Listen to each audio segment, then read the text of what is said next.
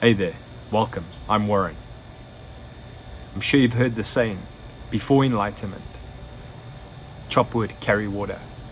After enlightenment, chop wood, carry water. So what is the difference? You've likely come across spiritual mystics, enlightened beings such as Ramana Maharshi or Maharaj or Yogananda. And when you look at their life, it seems very simplistic in nature. Ramana Maharshi reached enlightenment or attained enlightenment at the age of 16. And you can go online and see videos of these individuals, and you'll see they wear one robe or cloth for clothing, and their life is very, very simplistic. We often describe or perceive enlightenment to be something that is grandiose, that sits outside of ourselves, that we have to attain, and when we attain it, we get godlike powers. We have a kundalini awakening, or our third eye, our pineal gland, explodes open and we can perceive other dimensions and other forms of reality that is not available to the normal human being. See, the power sits in the simplicity. It's not about the attainment of godlike powers. It's not about having a kundalini awakening or being able to perform miracles or being able to perceive or channel beings of other dimensions. Those spiritual gifts or those gifts are available, but enlightenment isn't about that. See, their message, all the spiritual masters, you look at Buddha, Lao Tzu, and all these other mystics, their message is very simple. There's two parts to you. One is the false self, all your conditioned, or all your conditioning. That is your emotional bodies, your identifications, your labels, your judgments, your opinions, your desires, your suffering sits in the false self. And then there's your true nature, which is there constantly throughout your experience. And we cloak ourselves with all this conditioned self that covers up our true nature. And we don't realize it until there's an experience that creates a paradigm shift in our reality, and we start to look at our beingness a little bit closer. But they all discuss this false self, and what you're doing is you're identifying and detaching from the false self. Ram Dass called it, he had a saying, Ram Dass, that said, and this as well. And what he was saying is that the moment he identified something that he was attached to, the external world, or that he identified with internally, he would say, and this as well, meaning that he was detaching from that, or making a conscious choice to detach from that as well. See, enlightenment is the dissolving of the personal conditioning, the personal selves that we carry. Enlightenment is the absolute dissolving of that, and the dissolving of all boundaries. There's no more subject and object. An enlightened being lives moment by moment. They're not in the memory of the past or the imagination of the future. They just live in the here and now, the only moment that exists, here and now.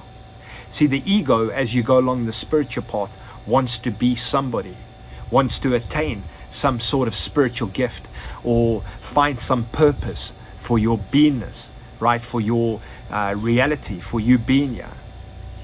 And so you go on searching, you search for this, and all this searching is done externally from you. An enlightened being, there is no personal self. So there is no one to suffer. There is no one to desire. There is no one to avoid pain. There is no one to judge or have an opinion. An enlightened being is trying to be nobody, or is nobody, right? Although they understand that they are everything, they are nothingness at the same time. You can't describe it, because any description you bring in comes from the mind. You're describing mind, and that is subjective and transient in nature. So your searching is done through the mind. Your higher aspect, your awareness, is utilizing the mind in order to identify all your subjective and transient aspects of yourself, all your conditioning, and bringing that to your awareness for it to be looked at and then to be let go of. The way I look at it is that you're a spiritual student, and you're going through obstacles in your life in order to spiritually strengthen yourself.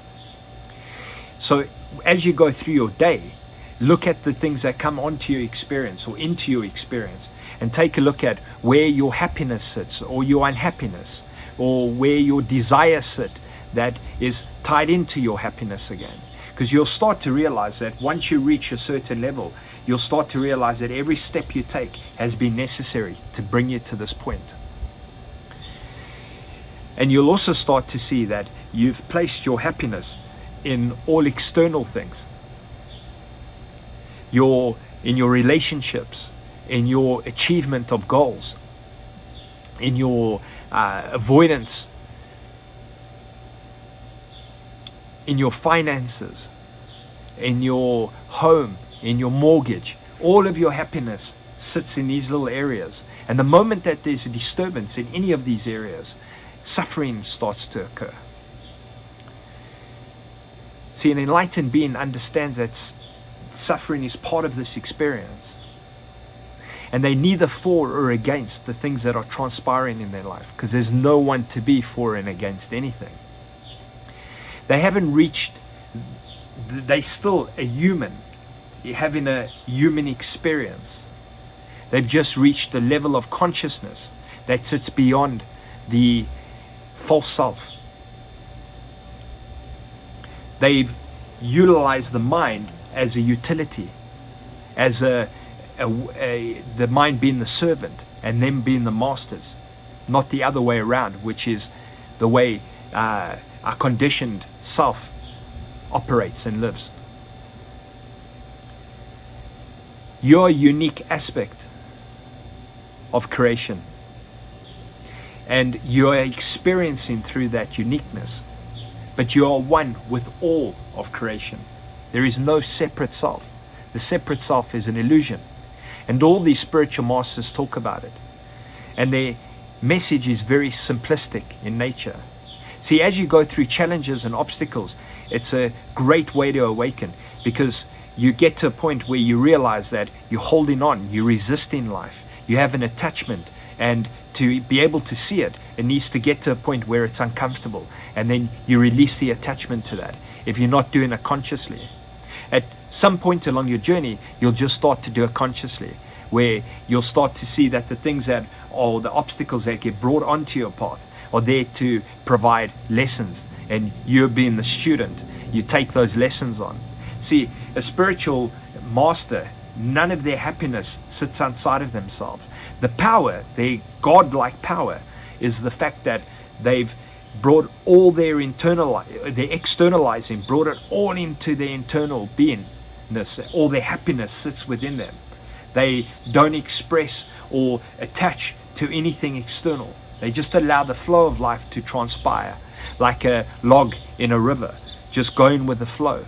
Wherever the river of consciousness takes them, they just allow that to happen in their experience. There's no resistance, there's no pull and pull, or push and pull, should I say. If you enjoyed the video, please like, subscribe, and comment.